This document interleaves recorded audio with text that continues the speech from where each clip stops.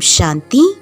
கர்மத்தின் கணக்கு வழக்கு இருக்கின்றது, ஷரீரத்தின் கணக்கு வழக்கும் இருக்கின்றது, சுபாவ சம்ஸ்காரத்தின் கணக்கு வழக்கும் இருக்கின்றது. எந்த விஷயமானாலும் சரி, எதுவுமே பெரிதல்ல, அனைத்திலும் நன்மையே அடங்கியிருக்கின்றது. இவற்றிலிருந்து பலம் சேர்கின்றது. இந்த பொறுமை சக்தி சிந்தனை சக்தியோடு சேர்ந்தே வந்துவிடுகின்றது.